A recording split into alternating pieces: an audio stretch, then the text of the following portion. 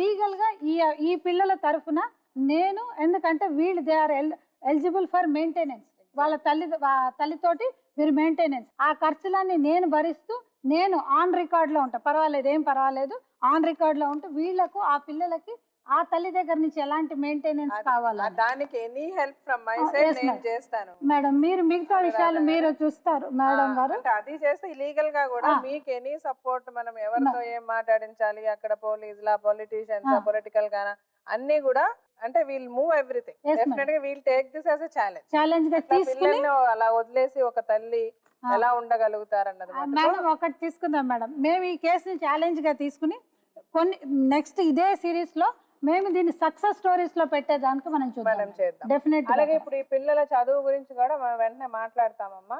మా help line లో చెప్తాం. అలా హెల్ప్ లైన్ లోంచి హెల్ప్ వచ్చినా రాకపోయినా నేను చేస్తాను. అమ్మాయి చదువుకి ఏంటి ఏమన్నది నాకు తెలిసిన సర్కిల్లో కూడా నేను మాట్లాడతా.